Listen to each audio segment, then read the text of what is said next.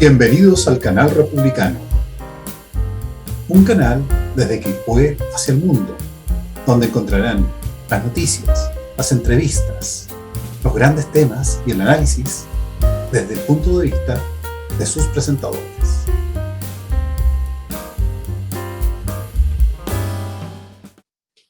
Buenos días, buenas tardes o buenas noches, dependiendo a qué hora nos estén mirando ustedes, y bienvenidos a Rincón Republicano. En esta ocasión tenemos un tremendo invitado que es un constituyente, ¿cierto? Que está hoy día en las últimas etapas de lo que es la Convención Constitucional, digamos que ya todos saben que tiene los 499 artículos y que es don Ruggero Cosi. Bueno, ¿qué tal, don Ruggero? ¿Qué tal? Espero haber dicho ¿Cómo bien estás, su apellido. Marco? Muy bien, muy bien. Perfecto italiano, así que muy bien. Exacto, qué bueno, qué bueno. Sabemos, buongiorno es, ¿cierto? Buongiorno, buonasera. Depende Exacto. también de la hora que nos vean. Sí, vamos a ir directo a las preguntas porque sabemos que Ruggero tiene poco tiempo, después tiene que ir a otra instancia, otro programa, así que vamos a aprovechar lo que más podamos, digamos, durante más o menos la media hora que vamos a tener acá. Ruggero, mira, la primera pregunta, más o menos, era algo que yo te comenté un poquito, que es cuáles son de todos los entramado, digamos, que salió de estos 499 artículos, ¿por qué no pusieron uno más? Para que hubieran sido 500, digamos. ¿Ah? ¿Cuáles son los aspectos más controversiales de este borrador? ¿Ya? Y la pregunta del millón, ¿representa la casa de todos? Yo creo que no, Marco, porque este es un borrador que lamentablemente nos divide como sociedad chilena, que debilita nuestras instituciones democráticas y además en donde hay varias normas que constituyen un retroceso para nuestro desarrollo social y económico. Muy rápido, ¿por qué digo esto? Porque, en primer lugar, durante todo el proceso constituyente hubo una retórica de dividir entre buenos y malos, entre indígenas y no indígenas, distintas categorías que nos van excluyendo unos de otros. Políticamente es un hecho de la causa que se dejó fuera a toda la centroderecha, la derecha y a una buena parte también de la centroizquierda. Nosotros no tuvimos incidencia en las cláusulas de esta nueva constitución mayormente, y eso es un grave error político porque las constituciones están pensadas justamente para proyectarse al futuro independiente del color político de los gobiernos de turno. Además, valórica, culturalmente, si tú quieres, hay muchas normas que dividen y generan, despiertan fuertes pasiones. Pensemos en el aborto libre.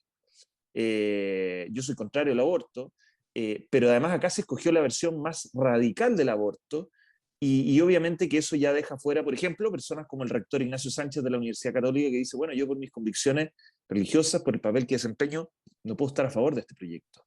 Y así suma y sigue, este es un proyecto de nueva constitución que divide. Te decía también que debilita las instituciones democráticas porque, bueno, se tomaron una serie de decisiones para tratar de refundar, se dijo, el sistema político, que a mi juicio son gruesos errores. Eliminar el Senado, por ejemplo. Sabemos que en Latinoamérica, donde hay sistemas presidencialistas, los países que eliminaron el Senado, como Perú con Fujimori, Venezuela con Hugo Chávez, terminaron con sistemas políticos más débiles y expuestos a la captura de caudillos populistas, si es que no futuras dictaduras. Entonces, son errores graves. Se crea esta Cámara de las Regiones, que es un premio consuelo que no tiene mucho diente. Se trata de equiparar a las organizaciones políticas con los partidos políticos. Yo soy un convencido de que la democracia no funciona sin partidos, nos guste o no nos guste, pero es lo que le da estabilidad, orden, cohesión al sistema y evita la fragmentación en el Congreso. Un presidente que queda, por un lado, un poco empoderado, pero por otro, que va a poder legislar por decreto en muchas áreas. En fin, un sistema democrático mal diseñado. Y por último, materia social, aquí se está haciendo un ofertón de derechos sociales como salud, pensiones, vivienda, educación, se le añade a todo el apellido digno, ¿no es cierto? Pero la verdad es que no son más que ofertones, eslóganes vacíos, porque esto nadie sabe cuánto le va a costar al país, por lo tanto van a ser promesas sin cumplir, porque además se le empodera a los jueces para que sean ellos los principales responsables de materializar estos derechos sociales. Y en la práctica eso va a significar mucha discriminación en la medida en que quien no tenga un abogado no va a poder conseguir esos derechos. Fíjate, Marco, lo grave, así sucede en Colombia, por ejemplo. Además, en donde en vez de avanzar en un modelo mixto donde Estado y mercado se complementan, se estatiza todo, todo se concentra en el Estado.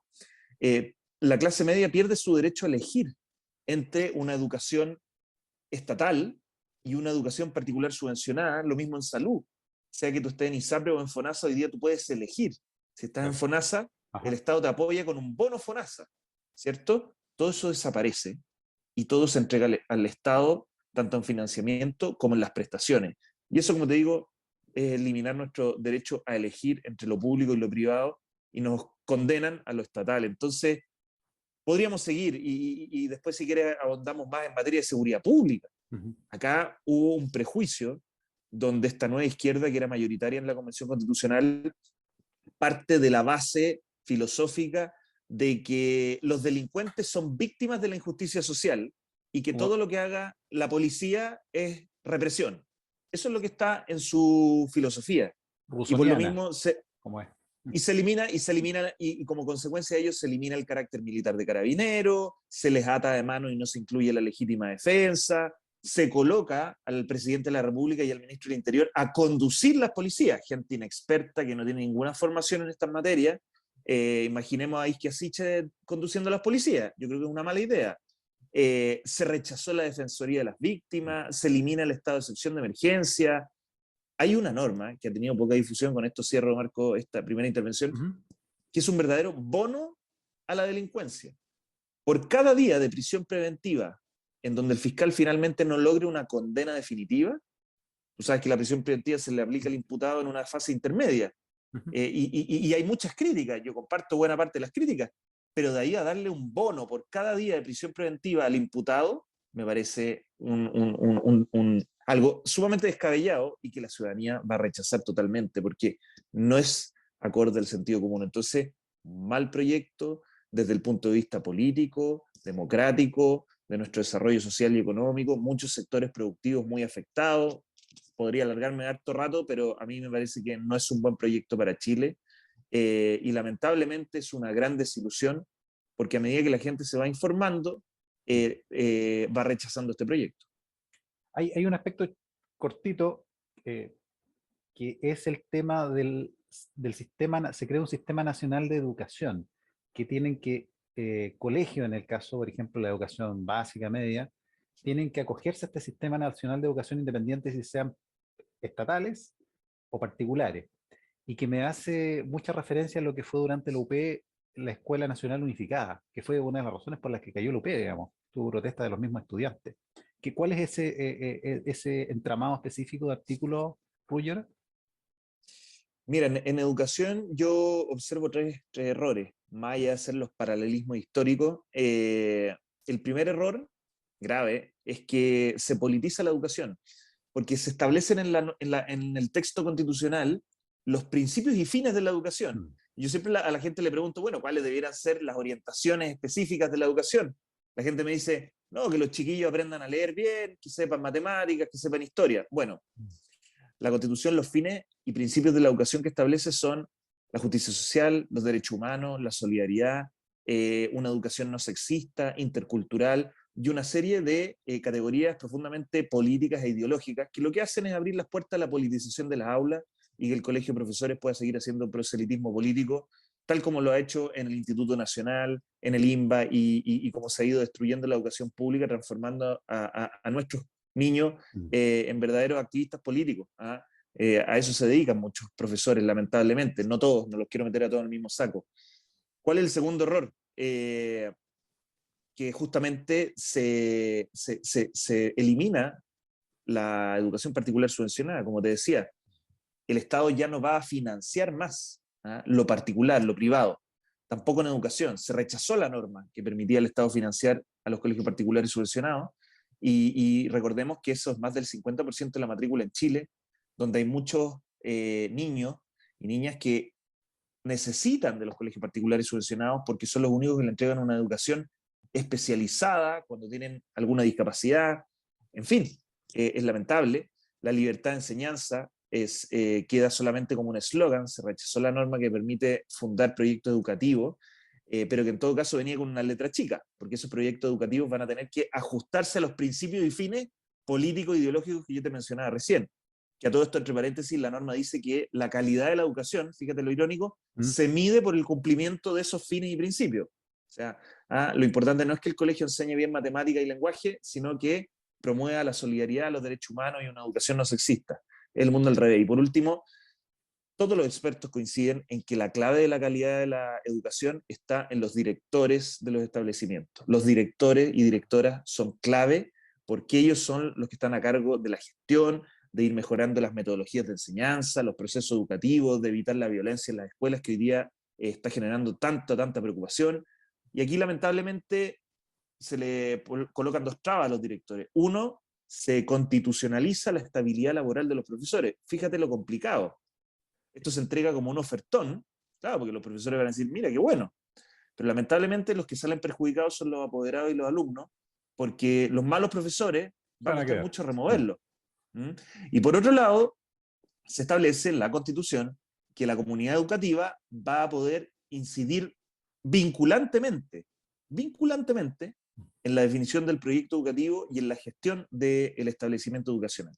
Por lo tanto, el director, imagínate el día de mañana, no sé, quiere cambiar una metodología de enseñanza, va a tener que ir a enfrentarse a la asamblea de padres y apoderados para tratar de conseguir el voto mayoritario de esa asamblea y poder así implementar las cosas que favorecen la calidad de la enseñanza. Entonces, los directores quedan muy atados de mano, la educación queda politizada y se le pone fin a la educación particular subvencionada, y yo creo que esos son graves errores. Y te dejo un bonus track, podríamos decir, y es que más allá de que insistimos miles y miles de veces, en comisiones, en el pleno, con indicaciones, no logramos incluir el derecho y deber preferente de los padres a educar a sus hijos, Marco. Y ese es un derecho humano básico, está en la Declaración Universal de Derechos Humanos de 1948, el instrumento más importante en materia de derechos humanos. Y nosotros argumentábamos, oiga, ustedes se llenan la boca con los derechos humanos y no son capaces de incluir esto, que es fundamental, es la gran herramienta que tienen los papás para poder defenderse frente a un profesor que hace proselitismo político o que le enseña valores que usted no comparte. Más todavía, cuando se establece en la nueva Constitución una educación sexual integral, que a mi juicio es profundamente ideológica y que lamentablemente afecta y sexualiza la infancia de los niños y niñas. Entonces, en fin, ¿qué quieres que te diga? La educación es de las cosas que sale más mal parada en este proyecto. Sí, al leer la Constitución en general, digamos, este borrador, se reconoce, hay un derecho de primera, segundo y tercer orden, o primera, segunda y tercera generación, como tú lo quieras llamar, digamos, ¿cierto? Primero son los que protegen al individuo ante el Estado, ¿cierto? Donde están todo este tema de protección ante la detención arbitraria, que tú no puedas ser llevado detenido por tus ideas, ¿cierto? La libertad de expresión, donde están los de primera, libertad de propiedad, etcétera. Los de segunda, igualdad ante la ley, sin importar raza, color, ¿cierto? Edad, sexo, etcétera, etcétera. O condición social. Y los de tercera, donde ya uno podría decir que teniendo asegurados esos dos pisos, digamos, tiene un poco los derechos sociales que aseguran en el fondo, no sé, vivienda digna, derecho a alimentación, siempre que aseguren en el fondo la participación política, digamos. Esa es la justificación de la tercera orden. Entonces a mí me da la impresión al leerlo que están, incluso podríamos hablar de cuarta orden, cuando hablamos de derecho a la naturaleza, que es una cuestión un poco alocada. Podríamos hablar que están todos esos derechos hiperinflados, podríamos decir, en desmedros de los de primera, e incluso hay un socavamiento de los de segunda generación. Me da esa impresión, no sé cuál es tu opinión ahí, de que se trata de dar más a la parte de arriba de la torta y sin la base, sin la fundación. Mira, todos los grandes autores del derecho constitucional lo que te dicen es que la mayor garantía de la libertad y los derechos de las personas es tener separación de poderes. De algún modo, paradójicamente, en la medida en que tú tienes una democracia con peso y contrapeso, con separación de los poderes, en donde es difícil que alguno de los poderes capture a los demás y pueda establecer algún tipo de autocracia, dictadura, llámale como tú quieras, esa es la mayor garantía de la libertad y los derechos de las personas, Y desde ese punto de vista, este es un sistema político que queda muy debilitado, muy expuesto a la captura. Lo han dicho desde la derecha a la izquierda, ¿ya? Cientistas políticos, lo decía Fuad Chahín en una entrevista. Y además, si uno entra al catálogo de derecho, aquí ocurrió el típico problema latinoamericano, creer en este realismo mágico de que yo pongo las cosas por escrito en un papel y se hacen realidad. Y eso no es así. Venezuela, Ecuador, Bolivia tienen largos catálogos de derechos sociales y sus índices de calidad de vida no están mejor que los de Chile. Alemania tiene muy pocos derechos y tienen una mejor calidad y en la práctica, en los hechos, la población alemana goza de mayores garantías. Entonces, aquí se produce esta trampita de creer que las cosas en el papel se hacen realidad. Eso no es así. Además, como te decía antes, se le entrega todo el poder a los jueces para hacerlo realidad. Eso también es un error. Los jueces no están en condiciones de hacer buenas políticas públicas. Los jueces no manejan una correcta distribución del presupuesto del Estado. Fíjate que en Colombia, que tiene este modelo desde hace varios años, hace poco tiempo atrás se hizo un cálculo, la cantidad de demandas judiciales superan el presupuesto de la nación. Entonces, al final es una promesa vacía, ¿ya? Como te decía, el que no tiene un abogado, guagua que no llora no mama. No va a obtener esa vivienda digna, ese derecho humano al agua que se le está ofreciendo en la Constitución. Aquí lo correcto es que los que hagan las políticas públicas para garantizar derechos y mejorar la calidad de vida de las personas son el gobierno y el legislador. Pero aquí se le entrega un poder inmenso a los jueces, que además van a terminar haciendo política desde estrado.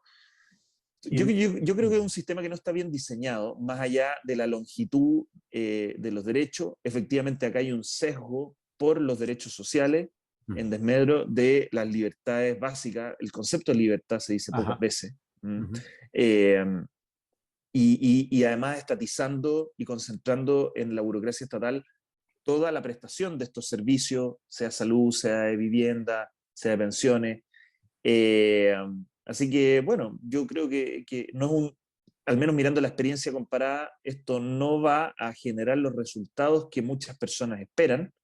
Aquí se hizo una campaña fuerte de que la Constitución era una especie de varita mágica y se inflaron las expectativas y a mí me preocupa mucho que esas expectativas van a ser prontamente frustradas.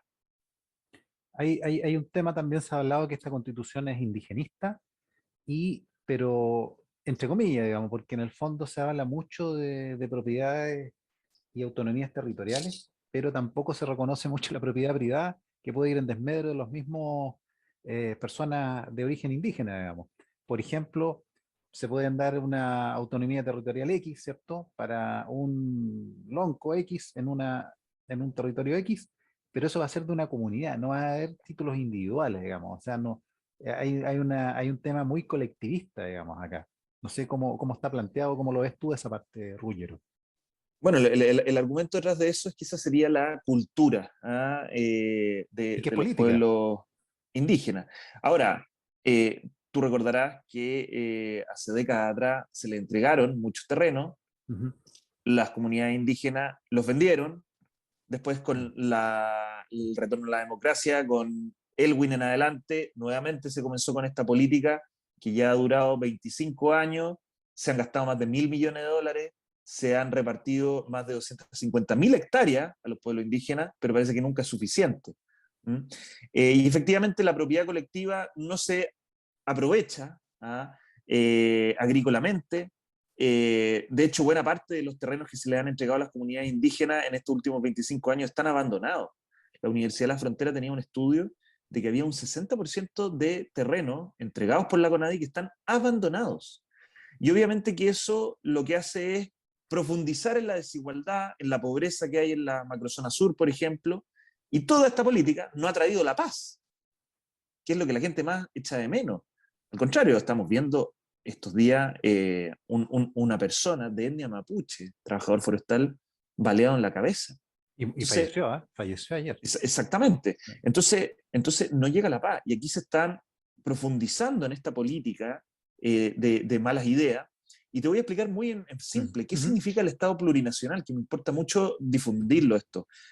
Porque no tiene que ver solamente con esta noción abstracta de teoría política de que van a haber múltiples naciones. Ciertamente que lo es, y eso ya por sí es preocupante. Pero además el Estado plurinacional es un paquete completo de medidas que están distribuidas a lo largo de todo este borrador. Lo primero tiene que ver con los sistemas de justicia paralelos. Importante aclarar que acá no son tribunales indígenas, es justicia ancestral indígena, es decir, un lonco impartiendo justicia. No es un juez profesional, es un lonco, es un consejo de ancianos en el pueblo Rapa Nui, es un yatiri en el pueblo Coya, y así cada una de estas autoridades que no son jueces profesionales van a estar impartiendo justicia. ¿Y impartiendo justicia en base a qué? En base a costumbres, no escritas. Las leyes están por escrito. Nosotros las conocemos o debiéramos conocerlas o al menos tenemos acceso a ellas, hay certeza. Pero la costumbre está en el aire. Y Entonces, no hay un compilado tradicional como el pueblo hebreo que tiene un nadie. Antiguo Nosotros Testamento, una cosa preguntamos, así más o menos conocida, digamos. Marco, nosotros en la comisión, yo insistí, por favor, muéstrenos. ¿Quién ha tratado de codificar esto? No está. Entonces, esto va a ser una arbitrariedad máxima, más encima donde no se pudo en ningún caso establecer algún límite a la competencia de esta justicia indígena. Por lo tanto, no solo va a ser aplicable a las personas de las etnias indígenas, sino que además a quienes no pertenecemos a una etnia indígena. Es decir, un lonco el día de mañana podría estar juzgándote a ti, Marco, o a otra persona no mapuche. ¿Y en qué materia? En todas las materias. Penal, civil, comercial, laboral, familia, lo que tú quieras. Entonces, esto es sumamente grave, se fragmenta la justicia y se genera una gran incertidumbre. Segunda idea del Estado plurinacional, las autonomías territoriales indígenas. En buen chileno vamos a tener muchos temucuicuy donde no ingresa ni la ministra del Interior. En tercer lugar, una política de restitución de tierras a través de expropiaciones. Fíjate, aquí está la trampita. En la norma se dice que el mecanismo de reparación histórica de los pueblos indígenas preferente va a ser la restitución de tierras como una medida de interés y utilidad pública. Y ese es el mismo concepto que se utiliza para fundamentar las expropiaciones. Por lo tanto, cualquier persona que vive o tiene un terreno o está invirtiendo en algún territorio que un libro de historia dijo que fue territorio indígena, bueno, hoy día tiene que afirmarse bien porque el día de mañana le pueden expropiar. Esto va mucho más allá de la actual política de compra de tierras de la CONADI. A la CONADI le venden las tierras, no expropian. Bueno, el día de mañana te van a poder expropiar. Y puede ser prácticamente en cualquier lugar del territorio nacional, hasta en Punta Arenas. Exactamente, a eso iba. Resucitaron etnias que estaban extintas, eso es lo más... Porque acá se utilizó el concepto jurídico de territorio. La actual ley indígena habla de tierras indígenas, que son las que se inscriben en el conservador y que pueden estar delimitadas. Los territorios indígenas es un concepto sumamente difuso. Ya escuchamos esa polémica del Gualmapu, que incluso cruzaría la cordillera el territorio del Gualmapu. Yo no hablo del Gualmapu, pero lo estoy ejemplificando. Ajá. Entonces, sumamente difuso una política de restitución a través de expropiaciones y cualquier territorio, porque esa es la verdad. Cualquier antropólogo puede llegar y decirte que incluso en Santiago, hace tiempo, hace siglos atrás, fue territorio indígena. La Machi Linconado lo dijo en algún momento. Entonces, esto es sumamente preocupante. Entonces, sistemas de justicia indígena, autonomías territoriales, restitución de tierra, control de los recursos naturales en esos territorios. Cualquier proyecto de inversión requiere del consentimiento de la comunidad indígena. Y eso es un derecho a veto. Efectivamente es aumentar el poder de negociación, ya sea para recibir más plata o sencillamente para oponerse al desarrollo. Imagínate un proyecto eólico. Producir energía sustentable, bueno, le van a decir que no, y eso obviamente que merma el desarrollo sustentable de nuestro país. Y por último, Marco, para que se entienda bien, el Estado plurinacional también son representación política en cuotas, tanto en el Congreso como en los consejos municipales, así como también en cargos técnicos. El Consejo de la Justicia, ¿qué tiene que ver ahí los pueblos indígenas? Bueno, tienen 2 cupos reservados. Entonces, ese es el Estado plurinacional. Es más poder, más influencia, más plata para los pueblos indígenas, pero yo le agregaría un paréntesis, no para los pueblos indígenas, porque en estas cosas sabemos cómo funciona. Los únicos que van a salir ganando son las cúpulas del activismo indígena. Porque la verdad es que si uno hoy día incluso pregunta en muchas comunidades indígenas los beneficios no les llegan a los miembros, no les llegan a los comuneros, se quedan en la cúpula.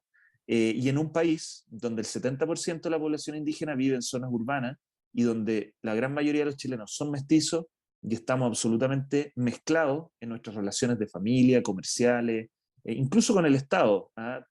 La gran mayoría de quienes pertenecen a una etnia mapuche o indígena cobraron el IFE. Esto no es como en Ecuador y Bolivia, que es el modelo que se está copiando, donde el Estado no llega. Acá el Estado llega, salvo en Temucucuy. Entonces, esto es un disparate, Marco, y esa es la verdad. Aquí no se está copiando a Canadá, Estados Unidos, Nueva Zelanda. Se copió el Estado plurinacional de Bolivia y Ecuador. Y los resultados están a la vista. Hay ahora una comisión dos comisiones nuevas de artículos transitorios y de armonización. ¿Tú crees que en algo se va a poder arreglar con esas dos comisiones? Es que la comisión de armonización no tiene ni lápiz ni goma. ¿Ya? No puede arreglar, no puede eliminar las locuras, tampoco puede agregar normas que sean razonables. Es una comisión, yo le digo, lo dije el otro día en una entrevista, donde se está intentando maquillar un muerto. Esa es la verdad. Este proyecto de nueva constitución, independiente del resultado del plebiscito de salida, sea que se apruebe o que se rechace este proyecto, va a estar en poco tiempo más en el ataúd. Entonces aquí se está tratando de hacer arreglos cosméticos, pero que no logran superar las deficiencias de fondo de este proyecto. Esa es la verdad, y es triste decirlo. Yo sé a la audiencia a la que le estoy hablando en tu programa, pero yo lo quiero decir. A mí esto me da tristeza, porque nos guste o no nos guste, la gran mayoría de los chilenos se esperanzó con un cambio constitucional, se esperanzó con que de la Convención Constitucional iba a salir algo bueno.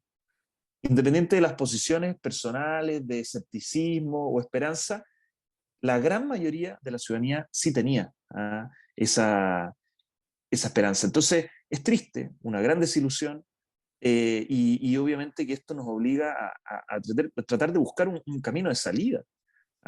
Porque ciertamente que sea que gane el apruebo o sea que gane el rechazo, esto nos va a colocar en una situación de estar como país aún más dividido, con más dudas respecto a nuestro sistema político, porque el proyecto de nueva constitución es malo, pero si se rechaza, sabemos que la constitución actual lamentablemente no se está respetando. Vimos los momentos del parlamentarismo de facto, ¿te acuerdas tú? Así es. Y tratar de volver a que se respete va a ser difícil. Entonces, yo creo que el camino de cambio constitucional es algo que va a venir sí o sí, porque si se aprueba este proyecto de nueva constitución, va a haber que reformarlo. Va a haber que reformarlo. Y si se rechaza, no me cabe duda de que hay que igualmente intentar un cambio constitucional profundo. Y bueno, y la comisión de normas transitorias, Marco, está dedicada al ritmo, al tiempo en que se van a implementar estos cambios. Todavía hay que esperar a ver qué es lo que sale de ahí y vamos a notar qué tan refundacional, qué tan inmediato van a ser todos estos cambios, y eso también es importante a la hora de juzgar la posición de las personas en el plebiscito de salida. A mí me queda la impresión de que en el tema de artículos transitorios, y después de escuchar la opinión del Contralor, digamos, y de este gobierno, la intención es avanzar lo más rápido posible en la implementación de esta constitución en caso de que sea aprobada. Eso me dio la percepción a mí. Es un poco contradictorio en algunos planos, porque fíjate tú que efectivamente en lo que se refiere a los quórum de reforma, los quórum legislativos, la propuesta del gobierno y de la coalición oficialista es que se aplique in actum, que se aplique ahora. Detrás de eso hay un cálculo de cuáles son las mayorías que están hoy en el Congreso. Pero, bueno, lo mismo también aumentar, por ejemplo, el número de consejeros en el Banco Central, que se aplique ahora. ¿Por qué? Porque este gobierno los elegiría. ¿Te fijas? Entonces, detrás de todo eso hay un cálculo. Y donde también hay un cálculo, y que a mí me parece lo más contradictorio, es en las normas que tienen que ver con nuestro desarrollo económico. Fíjate tú que se aprobó una norma que prohíbe la minería en glaciares y en el entorno glaciar. Y la SECPRES envió un informe con las consecuencias de esto y dicen, bueno, si esto se aplica in actum, tendríamos que cerrar mañana las faenas de el Teniente de Codelco, Andina de Codelco, y los bronces de Anglo American tampoco podría prosperar, Esos son 5.000 puestos de trabajo directos, miles más de puestos de trabajo indirectos y miles de millones de dólares en impuestos que pierde el Estado de Chile. Por lo tanto, ¿cuál era la recomendación de las Express? No, que esto no aplique ahora, que se aplique en el próximo gobierno.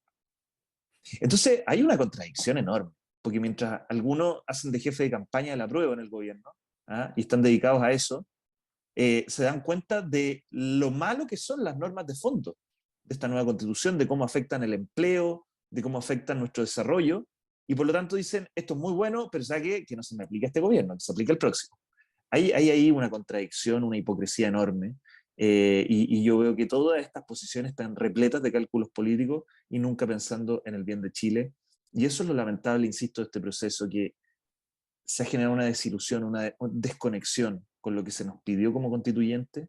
Si aquí lo que se quería era más seguridad, un modelo de desarrollo que equipare la cancha, que permita superar desigualdades, que dé certeza, que nos permita gobernarnos mejor. Y nada de eso se ha conseguido. Sí, se huele mucho este borrador como un programa de gobierno, ¿ah? Tiene mucho de programa de gobierno, de hecho, Mucho. muchas materias que uno ve. Incluso, bueno, yo he trabajado mucho en la parte ambiental, ¿ah? Me he dado cuenta que colocaron cosas de gestión de residuos que eso ya lo ve una ley específica. Es una locura, digamos. Así que, bueno, Así eso es es. lo que te puedo comentar. Bueno, Ruggiero, yo te voy a despedir porque yo sé que tienes que ir a otra entrevista. Así es que te dejo mi más cordial agradecimiento en nombre de todos los internautas y escuchas que nos van a estar viendo ahora. Y bueno, te dejo un abrazo y ojalá que nos podamos seguir viendo en el futuro. Encantado, Marco, te felicito por el programa, gracias por la invitación y por Gracias a ti. favor no dejemos de hacer ese análisis, Sí. porque en una primera conversación, y yo me estoy dando cuenta de eso en terreno, haciendo este mismo tipo de instancia, es difícil explicar todos los aspectos. Fíjate tú que Sí. nos hablamos de los impactos que tiene, por ejemplo, las normas de este borrador en sectores como la agricultura, y cómo se ven afectadas las tradiciones. Veo que tienes ahí una chupalla. Sí, Bueno, las tradiciones rurales también quedan un poco afectadas, el sector minero, el estatuto de las aguas, en fin, está repleto de cosas que vale la pena analizar más en profundidad, así que encantado de seguir conversando. Muchas gracias por la invitación ya pues. y nos estaremos viendo. Muchísimas gracias y estamos en contacto hasta la próxima. Chau. Chao, Marco. Chao.